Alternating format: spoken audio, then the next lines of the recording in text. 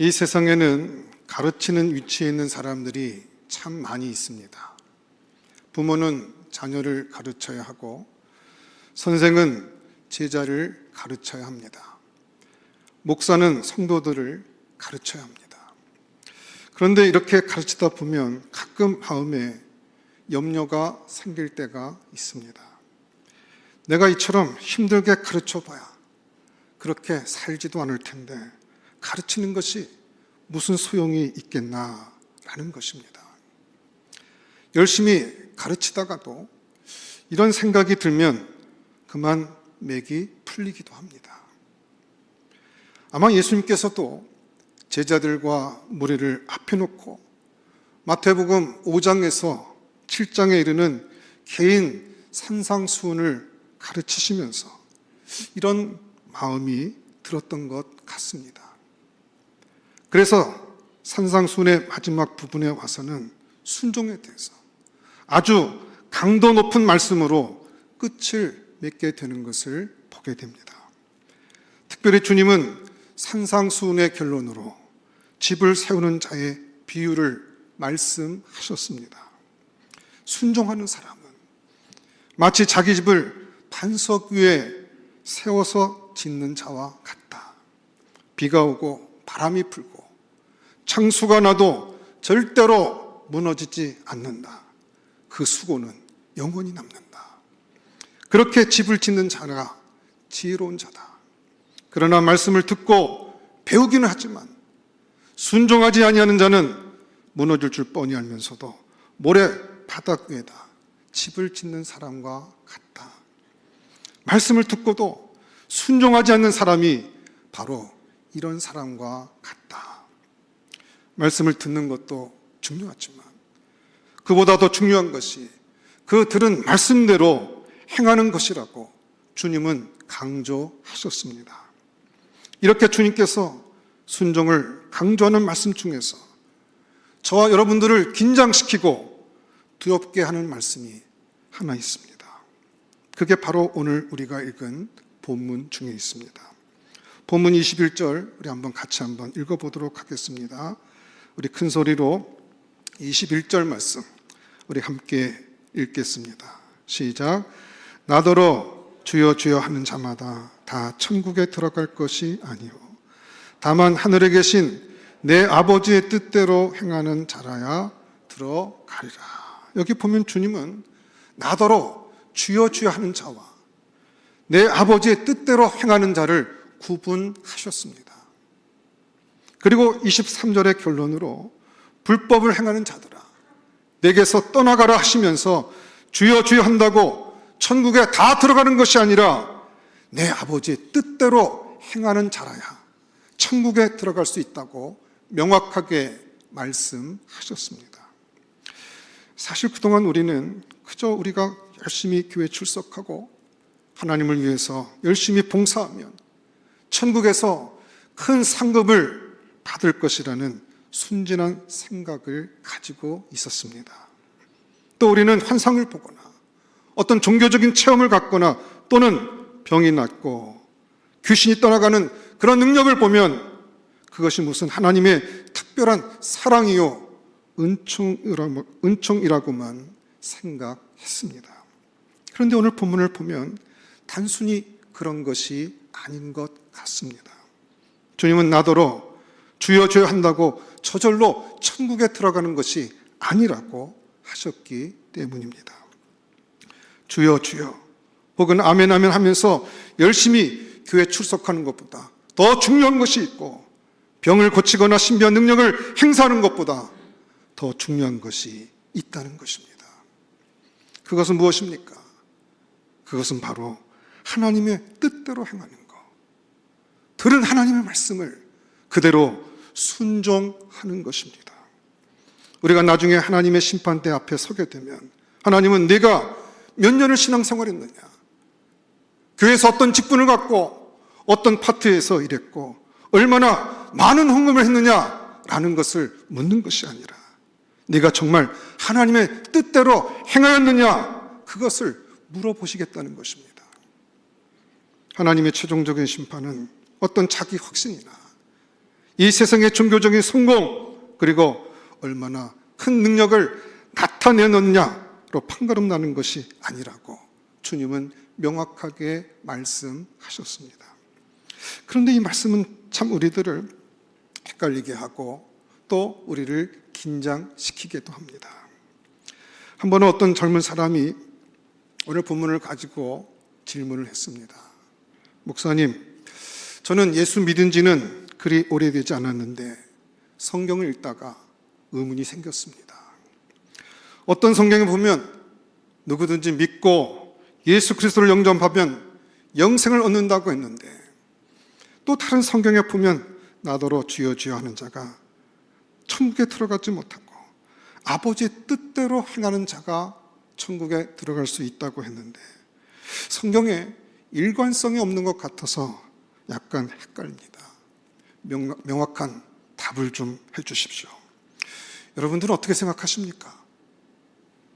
예수님을 믿기만 하면 구원받습니까? 아니면 하나님 말씀대로 살아야 구원을 받습니까? 헷갈린다고요.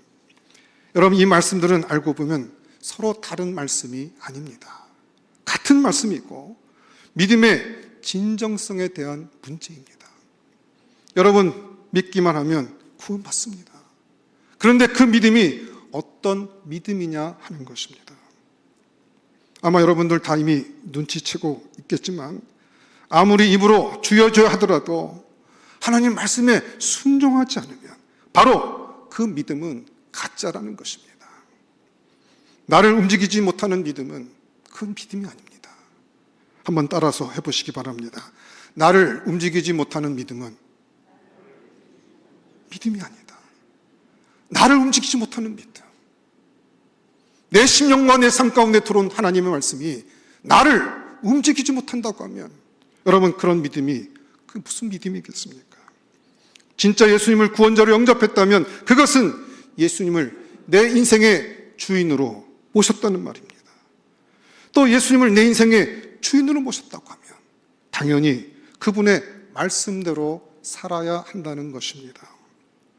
언젠가 제가 어느 대학에 들어가서 전도한 적이 있었는데 어떤 형제에게 그 사역률을 가지고 전도를 했습니다.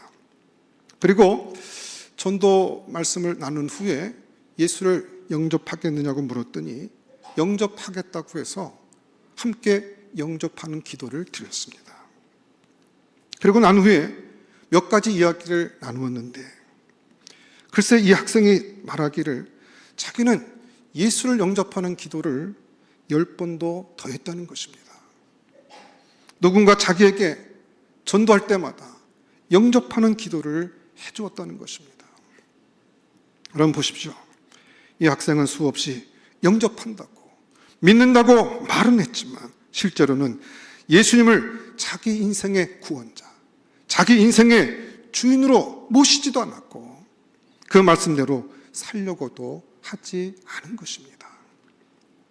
믿음은 단순한 고백이 아닙니다. 믿음은 예수님을 따라 사는 것입니다.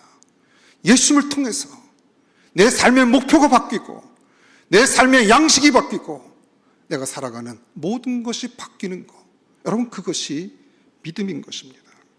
그러므로 여기서 우리가 첫 번째로 다루어야 될 주제가 바로 자기 확신이라는 문제입니다.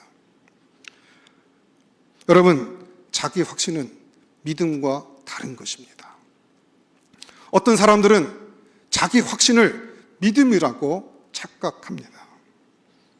우리가 읽은 본문에 나오는 주여 주여 하는 자가 바로 자기 확신에 빠진 사람들입니다. 이 사람들은 입으로는 늘 주여 주여 합니다. 기도하면서도 하고 예배하면서도 주여 주여 합니다.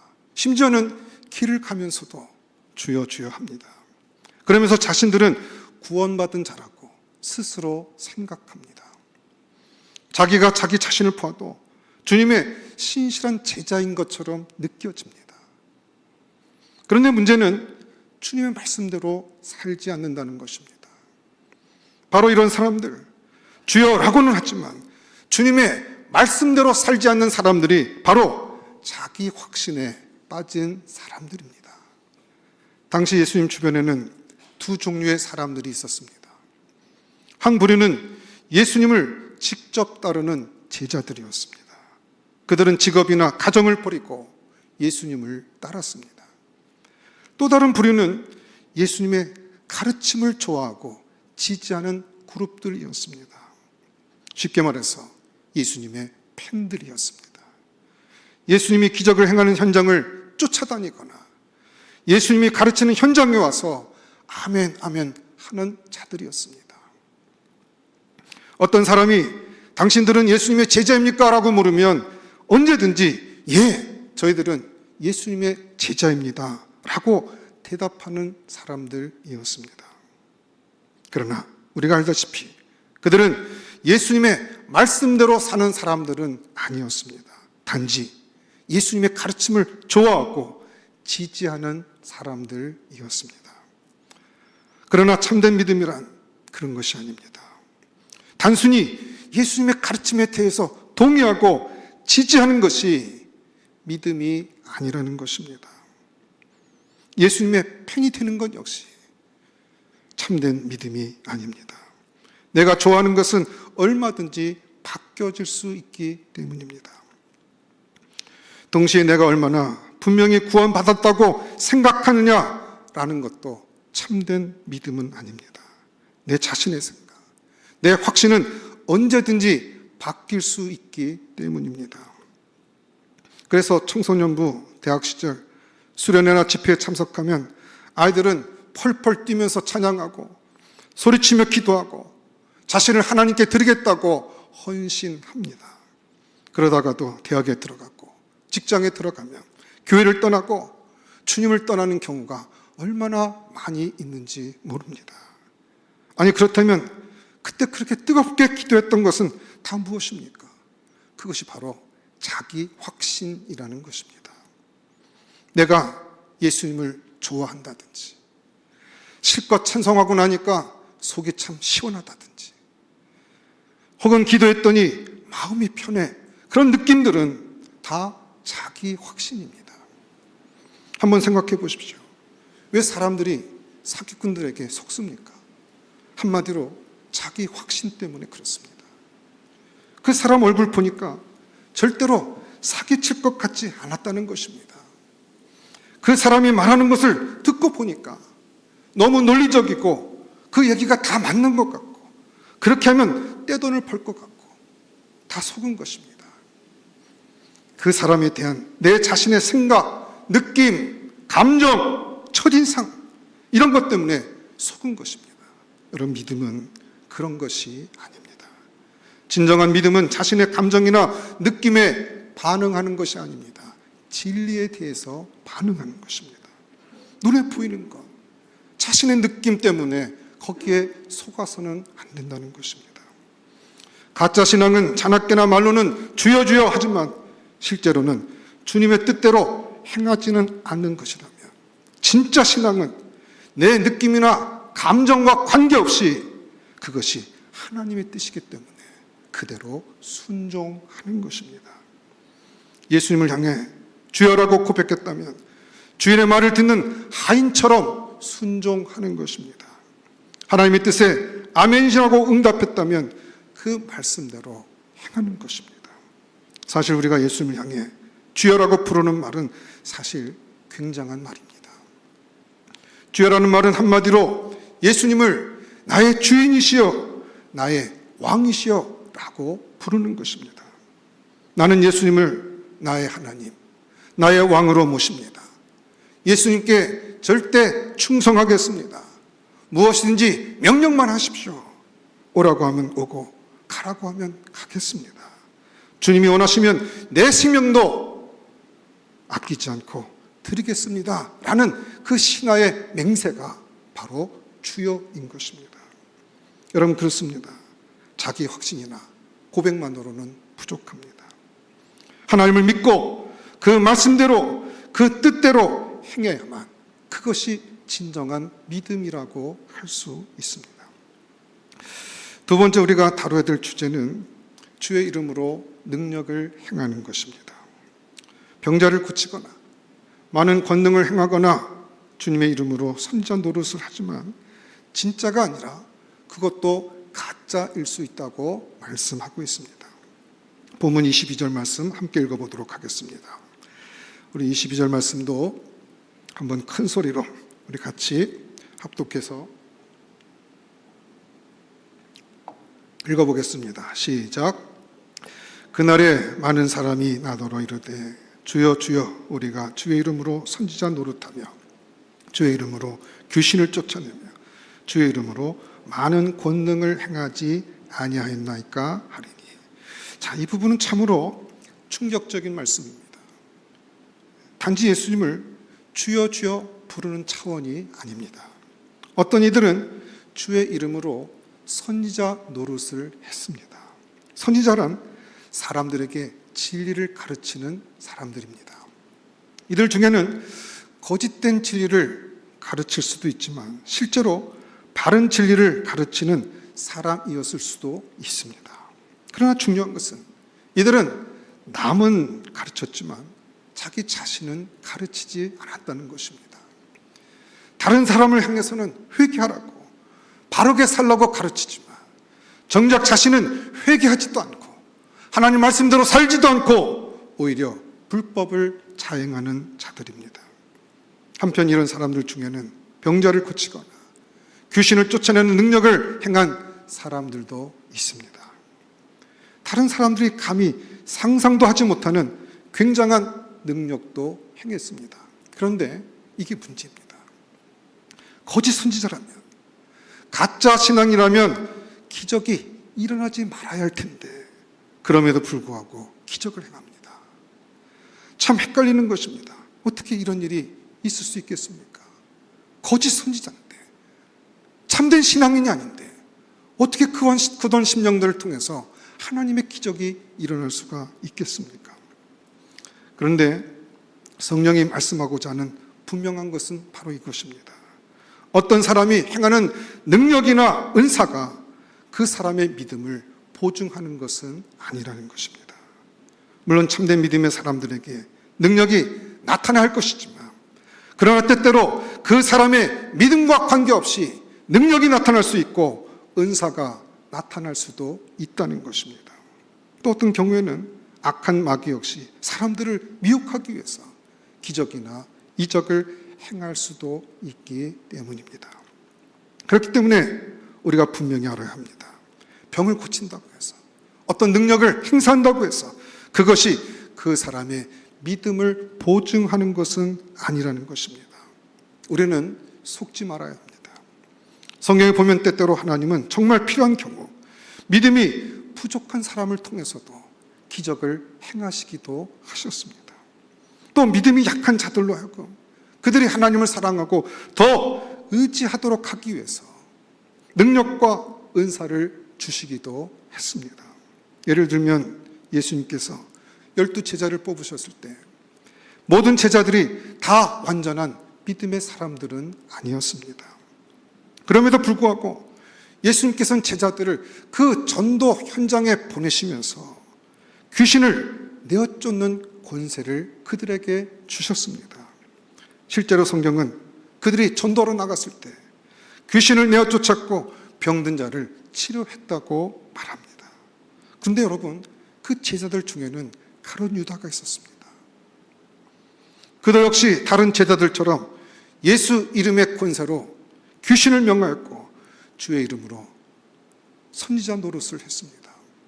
그럼에도 불구하고 나중에는 예수님을 배반한 사람이 되었습니다. 그러므로 능력을 행하고 은사를 가졌다는 것, 그리고 무슨 환상을 보고 신비한 체험을 했다는 것 자체가 그 사람의 믿음을 증명하는 것은 아니라는 것입니다. 그렇기 때문에 그날에 많은 사람들이 예수님 앞에 와서 주여 주여 우리가 주의 이름으로 선지자 노릇을 하고 주의 이름으로 귀신을 쫓아내고 주의 이름으로 권능을 행하지 아니하였나이까 라고 말을 했지만 주님은 그런 일에 속지 않았습니다. 오히려 내가 너희를 도무지 알지 못하니 불법을 행하는 자들아 내게서 떠나가라고 말씀하셨습니다. 물론 여기서 예수님께서 내가 너희를 도무지 알지 못한다는 말은 주님이 이런 사람들을 전혀 모른다는 뜻이 아닙니다. 그 사람들이 얼마나 유명한데 주님이 어찌 그들을 모르시겠습니까? 이 말은 그들이 행한 기적과 능력이 주님과 아무 상관이 없다는 것입니다. 많은 능력을 행했지만 그것들은 다 자기를 드러내기 위해서 한 것이지 우리 주님의 뜻과는 아무 관계가 없다는 것입니다. 여러분, 그렇습니다. 병 고치고 능력 행하고 귀신을 쫓아내는 것도 중요하지만 참 귀한 일이지만 그보다 더 중요한 것은 하나님의 말씀대로 행하는 것입니다. 겉으로는 능력을 행하고 주의 이름으로 병을 고치고 귀신을 쫓아낸다 하더라도 하나님 말씀에 순종하지 않고 불법을 행한다면 결국에는 하나님께서 그들을 결코 용납하지 않는다는 사실을 우리는 분명히 기억해야 합니다. 순종이 없는 능력, 순종이 없는 병고침, 순종 없는 선지자 노릇, 순종 없는 헌신, 그것은 다 하나님과 관계 없는 것입니다. 아무리 큰 능력이 나타났다고 큰 소리쳐도 여러분, 하나님과 관계가 없다면 그게 무슨 소용이 있겠습니까? 사실 그런 것은 무당을 찾아가도 있고 절에 가도 있습니다. 한번 생각해 보십시오. 순종에 빠져있는 신앙생활을 하나님이 받겠습니까? 순종 안 하는 사람의 기도를 하나님께서 그 기도를 들으시겠습니까? 순종하지 않는 사람의 헌신을 하나님께서 기뻐하시겠습니까?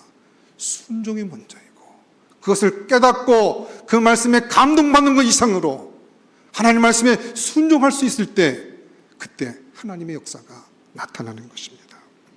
세 번째 우리가 다뤄야 될 주제는 내가 주님을 알고 있는 것보다 더 중요한 것은 주님이 나를 알아주셔야 한다는 것입니다. 본문 23절 말씀 한번 읽어보겠습니다. 23절 말씀도 한번 우리 큰 소리로 같이 합독해서 읽겠습니다. 시작. 그때 내가 그들에게 밝히 말하되 내가 너희를 도무지 알지 못하니 불법을 행하는 자들아 내게서 떠나가라 하니라. 여기 보면 주님은 너무나도 분명하게 말씀하셨습니다. 아무리 주여 주여 하고 말하고 아무리 선지자 노릇하며 권능을 행할지라도 그때 심판대 앞에 서면 나는 너희를 도무지 알지 못한다고 말할 것이라고 하는 것입니다. 여기서 우리는 아주 중요한 한 가지 사실을 알 수 있습니다. 그것은 내가 하나님을 안다는 것보다 하나님이 나를 알아야 한다는 것입니다. 내가 하나님을 안다는 것과 하나님이 나를 안다는 것은 일치해야 합니다. 그것이 정상적인 관계입니다. 그런데 그렇지 않은 경우도 있습니다. 예를 들면 저는 이재명 대통령에 대해서 잘 압니다. 어느 대학을 나왔고 어떤 환경 가운데 자랐고 어떤 정치적 노선을 갖고 있는지 압니다. 그런데 그분은 저를 모릅니다. 이러면 문제가 됩니다. 관계가 없다는 거예요. 내가 누구를 한다고 한다면 나도 그분을 알아야 하지만 그분도 나를 알아야 합니다. 그런 의미에서 믿음은 관계를 의미합니다. 내가 하나님을 알고 하나님도 나를 아는 것입니다. 물론 내가 하나님을 아는 것도 중요합니다. 하나님 말씀을 배우고 제자 훈련을 하고 교회에서 열심히 봉사하면서 하나님을 알아갑니다. 그런데 여러분, 그런 것도 중요하지만 그것보다 더 중요한 것은 정말 주님이 나를 알고 있는가 하는 것입니다. 내가 하는 이 모든 섬김과 봉사가 주님의 뜻에 맞는 것인가 라는 것이죠. 나는 열심히 주님을 위해서 일했다고 하는데 내 나름대로는 최선을 다했는데 주님은 심판대에서 내가 너를 모른다라고 한다면 이것은 얼마나 큰 불행이겠습니까? 제 친구 중에 김아무개라고 하는 그 목사 한 분이 계십니다.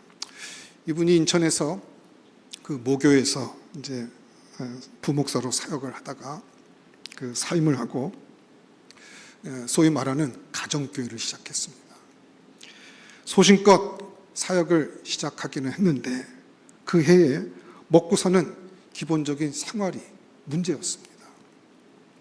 가족들, 특히 그 당시에는 자녀를 키우고 그 학교를 보내야 했는데 너무 막막했다는 것입니다. 그런데 어느 날 어느 교회 한 장로님이 이 목사님을 찾아왔습니다. 그 장로님은 그 목사님이 그렇게 잘 아는 분이 아니었습니다. 그냥 이렇게 저렇게 그냥 아는 사이였지 가깝게 지내던 그런 분이 아니었습니다. 그런데 이분이 목사님 앞에 봉투를 하나 내놓으면서 이런 말을 했다고 합니다. 목사님, 사실 저는 새벽 기도를 별로 잘하지 못하는 사람인데 제 딸이 병이 들어서 새벽 기도를 시작했습니다. 제 딸을 위해서 열심히 기도했죠. 제 관심은 오직 제 딸이 병을 낫는 것이었습니다. 그런데 어느 날 기도하다 보니까 자꾸 제 마음에 김 목사님 생각이 나는 겁니다. 그리고 하나님께서 김 목사님에게 돈 얼마를 갖다 주라고 하셨습니다. 저는 부자가 아닙니다. 딸이 수술하고 치료를 받아야 했기 때문에 집을 처분했는데 하나님은 김 목사님을 먼저 도와줘라. 그래야 내 딸을 치료하겠다 해서 이렇게 가지고 온 것입니다. 이 말을 듣는 순간 김 목사님은 온몸에 소름이 돋듯이 하나님께 감사했다는 것입니다. 돈이 얼마인지는 중요하지 않습니다. 정말 중요한 것은 하나님이 자신을 기억하고 있다는 것. 분명히 그 장로님의 기도에 하나님께서 김아무개 목사라고 자기 이름을 명확하게 불러주셨다는 것이 얼마나 놀라운지 모르겠다고 하는 것입니다. 하나님이 나를 알고 계시는 것. 그래서 지금은 아무것도 염려가 되지 않는다고 고백했습니다.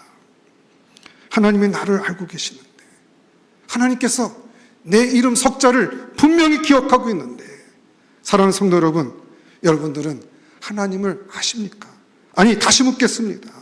하나님이 여러분들을 알고 계십니까? 마지막 심판대에 섰을 때 주님께서 내가 도무지 너를 알지 못하노라 라고 말씀하시지는 않으실까요? 말씀을 듣고 배우면서 얻은 진리는 그대로 삶 가운데 이어져야 합니다. 그렇게 살아야 한다는 것입니다. 그게 하나님을 기쁘시게 하는 것입니다. 우리가 하나님의 뜻을 알고 행할 때 하나님께서도 우리를 알아주신다고 말씀하시는 것입니다. 내가 하나님을 아는 것만큼 하나님도 나를 안다고 말씀하시고 하나님이 나를 알아주시기 때문에 내 이름 석자를 주님이 기억하시고 나를 안다고 말씀하시는 그 주님의 음성 때문에 내 마음 가운데 위로가 되고 힘이 되고 그 말씀에 격려를 얻는 믿음의 심령들이 믿음의 삶이라고 말씀하고 있습니다. 사랑하는 성도 여러분, 주여 주여라고 말만 하지 말고 무슨 이상한 능력이나 신비한 체험을 따라갈 것이 아니라 하나님의 뜻을 알고 그 뜻대로 순종하며 살아가는 삶을 살아야 하는 것입니다. 여러분, 하나님 말씀에 순종하십시오. 하나님 말씀에 동의하고 옳습니다. 그것에 은혜를 받고 감동을 받는 것으로 끝나지 말고 그 하나님 말씀을 내 신비의 육배에 새겨넣고 그 말씀을 순종하며 살아가셔야 됩니다. 다시 말씀드립니다. 순종은 믿음만큼 중요한 것입니다. 이것이 주님이 주시는 산상수훈의 마지막 결론이고 예수님의 엄숙한 말씀이라는 것을 우리 마음속에 늘 기억해 놓고 이 말씀대로 우리 모두가 사는 행복한 주의 제자리 되는 우리 베델의 전성도가 되기를 주의 이름으로 축원합니다. 기도하겠습니다. 하나님 감사합니다. 우리가 연약하고 부족해도 하나님 우리를 버리지 아니하시고 포기하지 아니하시고 우리를 붙들어 주시며 인도하셔서 마침내 하나님 예비하신 천국까지 인도해 주실 줄 믿습니다. 하나님 말씀을 듣고 은혜 받는 것으로 끝나지 않게 하시고 하나님 말씀을 우리 마음에 새기고 그 말씀 그대로 순종하며 살아갈 수 있는 믿음의 복된 심령들 되게 하시고 주 앞에 서게 될 때 점도 없고 흠도 없고 책망받을 거 없이 주 앞에 설 수 있는 믿음의 종들이 될 수 있도록 은혜 허락하여 주시옵소서. 우리가 주님을 알아가는 것만큼 주님도 우리를 알아줄 수 있는 삶을 살아갈 수 있는 믿음의 종들 될 수 있도록 주님 역사하여 주시옵소서. 모든 것 감사하고 예수님 이름으로 기도드렸사옵나이다. 아멘.